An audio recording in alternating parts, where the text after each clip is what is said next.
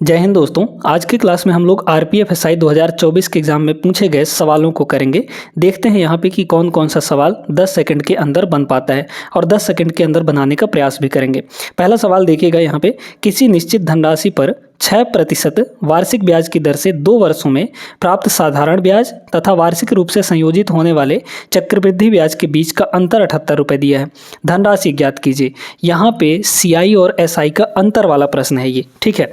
देखिए, तो इसको डायरेक्ट करने का तरीका तो हम बताएंगे आपको, लेकिन पहले इसका बेसिक सीख लीजिए कि क्या है। यहाँ पे 6%, अगर हम साधारण ब्याज देखें तो साधारण ब्याज में क्या होता है, हर साल इक्वल ब्याज बनता है। तो 1 साल का ब्याज अगर 6% बन रहा है साधारण, है ना, एसआई, तो 2 साल का साधारण ब्याज कितना बन जाएगा, 6 दूना 12% बन जाएगा, है ना। तो 12% ये आपका एसआई हो गया 2 साल का, ध्यान देते जाइएगा। अब इसमें चक्रवृद्धि ब्याज भी है 2 साल का, तो 2 साल का चक्रवृद्धि ब्याज क्या होगा देखिएगा बड़े ध्यान से। यहाँ पे पहले साल का 6% बना, फिर दूसरे साल का 6% बनेगा, दूसरे साल का 6% बनेगा, लेकिन इस ब्याज पर भी ब्याज लगेगा कितना, 6%, ठीक है। दूसरे साल 6% ये ब्याज तो बनेगा ही बनेगा, साथ में पिछले साल जो ये ब्याज बना था उस पर भी आपका ब्याज बन जाएगा, उस पर भी ब्याज लग जाएगा। मतलब इस 6% पर भी 6% का ब्याज लगेगा। तो 6% पर 6% का ब्याज कितना हो जाएगा, 6% यानी डिवाइड बाई 100 हो जाएगा, यानी कि 6 छक्के 36, 36/100 यानी कि 0.36%। तो यहाँ पे हो गया 0.36%, ठीक है। तो दूसरे साल का ब्याज इतना बना। अगर हम आपसे यहाँ पर ये पूछें कि टोटल ब्याज भाई कितना हो गया 2 साल का, तो 6 + 6 यानी कि 12.36, यानी कि 2 साल का जो चक्रवृद्धि ब्याज है वो 12.36% बना है। अब देखिए सीआई एसआई कितना बन रहा था, सीधे सीधे 12%, सीआई कितना बना 12.36%। इन दोनों का डिफरेंस कितना होगा, 12.36 में से 12% घटाइए यानी कि 0.36 आएगा, है ना। 0.36% का यहाँ पे अंतर आ गया, और ये अंतर दिया कितने के बराबर है आपको, 78 रुपये के बराबर। तो यहाँ पर सीधे सीधे ये आपका 78 हो गया, 78 रुपये हो गया। तो यहाँ पर 1% की वैल्यू कितनी होगी बताइए, तो 1% की वैल्यू भाई 0.36 का मतलब 36 डिवाइड बाई 100, है ना। तो 100 ऊपर चला जाएगा, यानी कि ये हो गया 78 गुणे 100 और डिवाइड बाई नीचे यहाँ पे 36 आ जाएगा, ठीक है। अब देख लीजिए, आपको 100% की वैल्यू चाहिए, 1% की वैल्यू मिल चुकी है, 100% की वैल्यू निकाल लीजिए। तो 100% की वैल्यू कितनी हो जाएगी यहाँ पे, पहले तो इसको काट लीजिए ना, डायरेक्टली तो कटेगा नहीं, 6 से कटेगा, तो 6 छक्के ये हो जाएगा 36 और 13 छंग 78 मतलब 1300 हो गया, ठीक है। 100% की वैल्यू चाहिए तो 2 जीरो इसमें और लग जाएगा और कुछ नहीं। अब यहाँ पे है कैलकुलेशन की बात, है ना। कैलकुलेशन में अगर आप देखें थोड़ा सा, तो यहाँ पर भी 21665, यहाँ पर भी 216, यहाँ पर भी 216, यहाँ पर भी 216, लास्ट के 2 डिजिट यहाँ पे चेंज है। और एक चीज़ आप जानते हैं कि अगर डिवाइड में पूरा तो ये डिवाइड होगा नहीं, है ना, दशमलव में आएगा। अगर ये लास्ट में या डिवाइड में अगर आपका 6 है, तो जब भी किसी नंबर को आप 6 से डिवाइड करते हैं तो क्या एक रेकरिंग नंबर नहीं प्राप्त होता। रेकरिंग का मतलब रिपीट होने वाला नंबर। तो रिपीट होने वाला नंबर आपके पास कहाँ दिख रहा है, सिर्फ और सिर्फ ऑप्शन नंबर बी में दिख रहा है। यही आपका करेक्ट जवाब होगा। ये सब नहीं होंगे दोस्तों, क्योंकि 6 से जब हम लोग डिवाइड करेंगे तो एक रेकरिंग नंबर मिलेगा, यानी कि पुनरावृत्ति, कोई डिजिट पुनरावृत्ति हो रही होगी, वही वाली संख्या आपको मिल जाएगी। तो कौन सा, ऑप्शन नंबर बी करेक्ट होगा, ठीक है। अब ये तो हुआ थोड़ा सा बढ़िया मेथड, आसानी से हमने आपको समझा दिया है, लेकिन इसका शॉर्टकट क्या हो सकता है। जब भी आपको 2% बोले ना, 2 वर्ष का बोले, तो 2 वर्ष का जब भी बोलेगा तो आप क्या करिए, जो रेट दिया गया है इसका स्क्वायर कर दीजिए, है ना। 2 वर्ष बोले तो स्क्वायर कर देना है, यानी 6 का स्क्वायर कितना हो जाएगा, 36 हो जाएगा, 36 हो जाएगा। ये अंतर की बात कर रहे हैं हम, है ना, डिफरेंस की बात। और यहाँ पे पॉइंट लगा दीजिए, बस इतने % की वैल्यू, ये अंतर डायरेक्टली आ जाएगा, और यही अंतर आपको 78 के बराबर दिया गया है। बाकी आप इधर से देख सकते हैं क्या होगा, ठीक है ना। अगले प्रश्न पे चलिए, देखिएगा इस प्रश्न को, ये बड़ा आसान सा प्रश्न है ना। इसको बेसिक से करने का भी बताएंगे, लेकिन आप यहाँ पे सिर्फ देखकर भी इसका आंसर बता सकते हैं कि क्या होने वाला है। ये बताइए दोस्तों, अगर डिनोमिनेटर में बहुत बड़ी संख्या है, डिनोमिनेटर में जितनी बड़ी संख्या होगी वो संख्या उतना ही छोटा होने वाला है। आपको सबसे छोटा अनुपात बताना है ना। यहाँ पे देखिए 29 और 42 है, डिनोमिनेटर में अगर इसको बदलेंगे हम लोग तो ये क्या बनेगा, ये 29/42 नहीं बनेगा क्या, बिल्कुल बन जाएगा, है ना। यहाँ देखिए, यहाँ 11/60 है, यहाँ सबसे बड़ी संख्या है। यहाँ देखिए 17/33 है, यहाँ देखिए 19/36 है। तो यहाँ डिफरेंस भी कम है, यहाँ भी डिफरेंस कम है, यहाँ भी डिफरेंस कम है, और यहाँ सबसे बड़ा संख्या डिनोमिनेटर में है और ये ऊपर वाला सबसे छोटा है, ऊपर वाला सबसे छोटा है और डिनोमिनेटर में सबसे बड़ा संख्या है।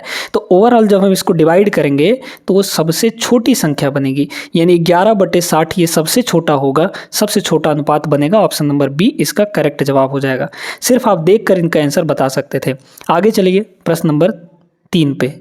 इस सवाल को देखिए, ये आपका सिंप्लीफिकेशन का सवाल है। क्या दिया है, 1/7 प्लस 2/7 प्लस यहाँ पे कितना हो जाएगा 5/14 प्लस 4/7, है ना। ये बताइए, जहाँ जहाँ डिनोमिनेटर में 7 दिया है तो उनको तो कुछ करने की ज़रूरत है नहीं, ऊपर वाले को बस जोड़ देना है। तो यहाँ देखिए कितना हो गया, ये हो जाएगा डिवाइड में 7, डिवाइड में 7, डिवाइड में 7, है ना। सबके डिवाइड में 7 रहेगा, ऊपर ऊपर को जोड़िए। तो यहाँ 1 + 2 यानी 3, 3 और 4 यहाँ पे हो गया 7। तो मतलब 7 और नीचे भी डिवाइड में 7 था, प्लस अभी और क्या बचा है आपके पास, यहाँ पे ये है 5/14 और माइनस का यहाँ पे 3 के बराबर है। ये तो 1 हो जाएगा, तो ये हो गया 1, तो 1 - 3 यानी कि -2 हो जाएगा। तो 5/14 और माइनस का यहाँ पर 2 हो गया, ठीक है, 2 हो गया। बस इसको काट पीट लीजिए, आपका आंसर आ जाएगा। देखिए 14 दूना 28, तो 5 - 28, 5 - 28 करेंगे तो माइनस का 23 आ जाएगा। तो -23 बटे यहाँ पे 14 इसका करेक्ट जवाब ऑप्शन नंबर डी सही होने वाला है। आगे चलिए प्रश्न नंबर 5 पे। चलिए अगला सवाल देखिए, ये बहुत बढ़िया सवाल है। फर्नीचर की 3 वस्तुओं का औसत मूल्य 15,915 है। यदि उनके मूल्यों का अनुपात 3, 5, 7 है तो सबसे महंगी वस्तु का मूल्य आपको ज्ञात करना है, ठीक है। बहुत आसान सा सवाल है। देखिए औसत दिया है ना यहाँ पे, तो यहाँ भी आप औसत निकालिए इसका भी। तो तीनों का रेशियो का सम कितना हो जाएगा, 3, 5, 7, सॉरी 3 और 5 8 हो गया, 8, 7, 15, है ना। तो टोटल हो गया यहाँ पे 15। औसत चाहिए तो डिवाइड बाई आपको जितनी हुए हैं इतने से डिवाइड करना, यानी 3 से। ये जो औसत है ये 15,915 के बराबर है, ठीक है, 15,915 के बराबर, ठीक ना। देखिए ये तो 5 आ जाएगा, 5 की वैल्यू इतनी है तो 1 की वैल्यू कितनी हो जाएगी, 5 से इसको डिवाइड कर दीजिए। तो 5 तियाँ 15, बचा यहाँ पे कुछ नहीं तो 9 उतर आया, फिर 5 एकम 5, फिर बचा 4 तो 41 हो गया, 5 अट्ठे 40 और 5 तियाँ 15। 1 की वैल्यू 3183 आ गई। आपको क्या चाहिए, सबसे महंगी वस्तु। सबसे महंगी वस्तु यहाँ पे 7 यूनिट होगा, है ना, उसका मूल्य 7 यूनिट होगा, क्योंकि जितना ज़्यादा रेशियो उतना ज़्यादा उसका मूल्य। तो 7 की वैल्यू निकाल लीजिए। तो 7 की वैल्यू यहाँ पर निकालेंगे, इकाई अंक लगा लीजिए। तो 7 तियाँ 21 मतलब इकाई अंक 1 आएगा। ऑप्शन नंबर सेकंड करेक्ट हो जाएगा, क्योंकि सभी का यूनिट डिजिट अलग अलग दिया गया है। समझ पा रहे हैं, उम्मीद करते हैं क्लियर हो गया होगा। अगले प्रश्न पर बढ़िए, देखिएगा इसको। क्या बोला, दो संख्याओं का HCF और LCM ये 57 और 114 दिया गया है। यदि एक संख्या दूसरी संख्या का 9/2 है ना, तो बड़ी संख्या कौन सी होगी। अच्छा, एक संख्या दूसरी संख्या का 9/2 है, तो 9/2 है। दूसरी संख्या का, तो दूसरी संख्या का बोला है तो दूसरी संख्या आपकी 2 होगी, जिसका बोला जाता है वो नीचे होता है।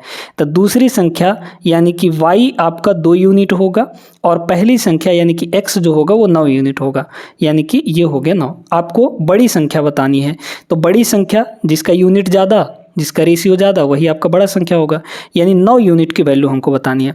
अब आप इसको कुछ मत करिए, है ना, आप थोड़ा सा ऑप्शन पे चलिए। ऑप्शन पे ये चलिए कि भाई अगर आपको 9 यूनिट की वैल्यू चाहिए तो जो भी आपका ऑप्शन होगा वो 9 से कटने वाला होगा, मतलब 9 उसमें मल्टीप्लाई हुआ होगा, 9 का मल्टीपल होगा, ठीक है। आप इनमें से देखिए कौन सा संख्या 9 से कट जाएगा। अगर एक से ज़्यादा ऑप्शन है 9 से कटने वाले तो हम इसको सॉल्व करेंगे, अदरवाइज नहीं करेंगे, है ना।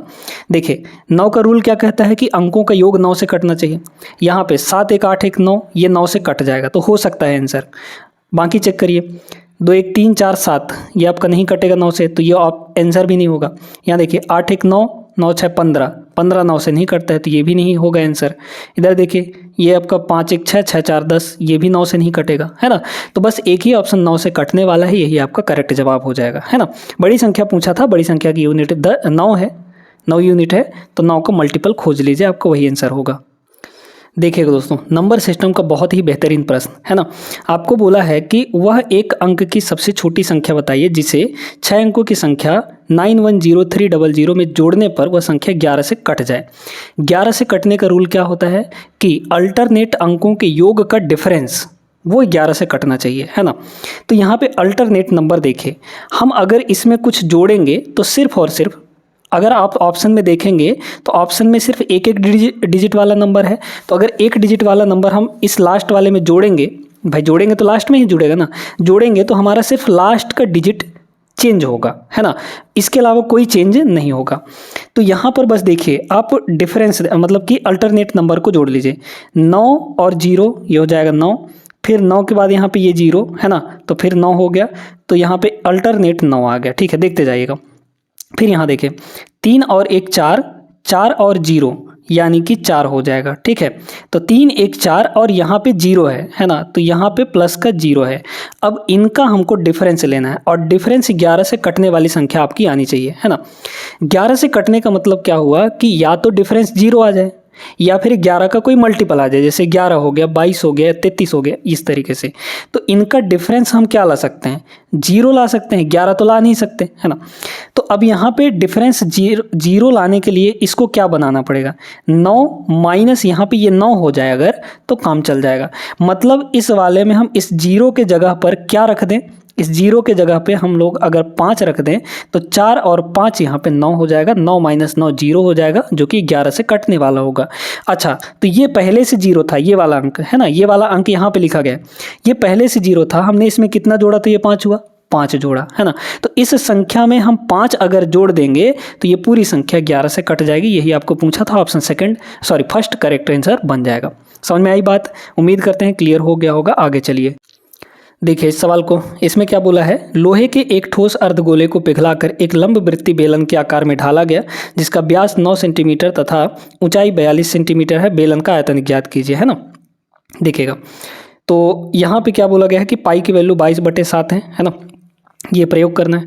अच्छा, अर्धगोले को पिघलाकर क्या बनाया गया है, बेलन बनाया गया है जिसका व्यास जो है वो 9 सेंटीमीटर के बराबर है तथा ऊंचाई यहाँ पे कितनी है, h के बराबर। तो बेलन का आयतन हमको निकालना है। ठीक है, ध्यान रखिएगा कि जब भी एक ठोस को पिघलाकर दूसरे ठोस में बदला जाता है, दूसरे आकार में बदला जाता है, तो उनका आयतन परिवर्तित नहीं होता है। ठीक है, उनका आयतन परिवर्तित नहीं होता है।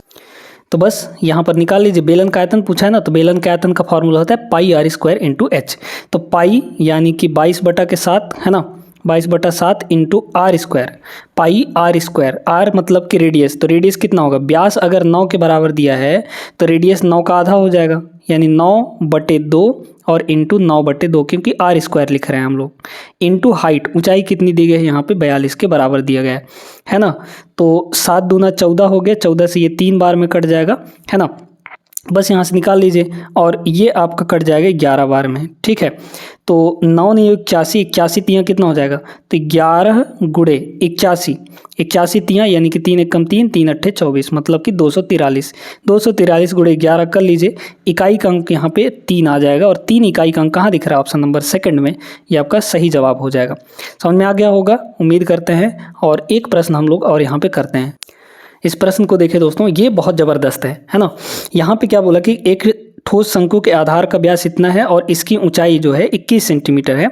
इसके 2 कटों द्वारा 3 भाग में काटा जाता है जो इसके आधार के समांतर हैं, है ना। तो यहाँ पे पहले एक शंकु बना लेते हैं कुछ इस टाइप से। ठीक है, ध्यान देते जाइएगा कैसे कैसे, है ना। ये एक शंकु हो गया, ये शंकु, नीचे आपका सर्कुलर पार्ट होगा। फिर इसमें क्या बोला गया कि 2 कट लगाना है और 3 भाग में इसको टोटल बांट देना है और बेस के समांतर ही काटना है। कट क्रमशः आधार से 7 सेंटीमीटर और 14 सेंटीमीटर की ऊंचाई पर है ना।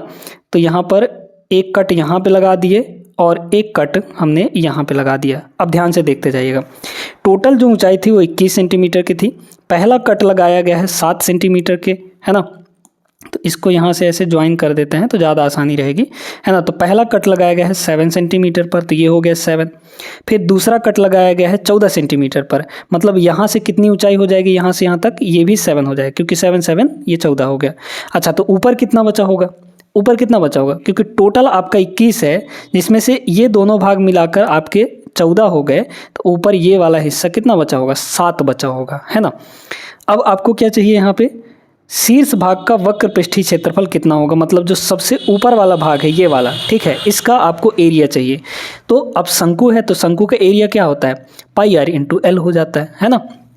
तो पाई आर इंटू एल, ठीक है। तो एल क्या होगा, एल आपका ये वाला होगा, एल आपका ये वाला होगा।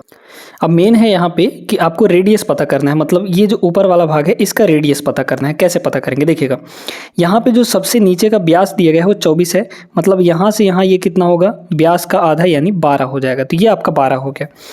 तो जब ये 12 है तो ये कितना होगा, सिंपल सी बात है, निकाल सकते हैं। कैसे निकाल सकते हैं, देखिएगा यहाँ पे टोटल हाइट कितनी है, 21, तो 21 सेंटीमीटर के लिए 21 सेंटीमीटर के लिए रेडियस कितना बन रहा है, यहाँ पे 12 बन रहा है, क्योंकि सब के सब आपके क्या होंगे, ये एक समरूप त्रिभुज बनेंगे, ये बड़ा वाला भी और ये छोटा वाला भी समरूप त्रिभुज बनेंगे, है ना। तो जब 21 हाइट के लिए 12 रेडियस बन रहा है तो आपको 7 हाइट के लिए चाहिए, तो 7 हाइट के लिए क्या हो जाएगा, यहाँ पे 3 से दोनों साइड डिवाइड कर दीजिए, 3 से यहाँ भी 3 से यहाँ भी, तो इसको 3 से डिवाइड करेंगे तो ये बन जाएगा 7, तो 7 के लिए इधर 3 से डिवाइड करेंगे तो 4 हो जाएगा। मतलब ये जो रेडियस होगा यहाँ पे ये आपका 4 यूनिट के बराबर होगा, मतलब 4 सेंटीमीटर होगा। एल निकाल सकते हैं, पाइथागोरस थ्योरम, है ना। तो एल की वैल्यू कितनी आ जाएगी, यहाँ से एल की वैल्यू हो जाएगी अंडर रूट, यहाँ पे क्या 7 का स्क्वायर 49 और 4 का स्क्वायर 16, तो 49 प्लस यहाँ पे 16 हो जाएगा, तो 9 6 15 यानी कि 65 आ जाएगा, रूट का 65 आ गया, ठीक है। अब देखिए रूट आपका खोला नहीं गया है, आप जानते हैं कि एरिया कितना होता है, पाई आर इंटू एल होता है, मतलब एल का मल्टीप्लाई होगा, और एल कितना है, रूट 65, रूट 65 आपको यहाँ दिख रहा है, यही आपका करेक्ट जवाब हो जाएगा, और कहीं रूट 65 है ही नहीं। बस आपको पूरा सॉल्व नहीं करना, इतना पता चल गया ना, इतना काफ़ी है। तो उम्मीद करते हैं दोस्तों कि आज का सेशन अच्छा लगा होगा, वीडियो लाइक कर दीजिए और चैनल को सब्सक्राइब कर लीजिएगा।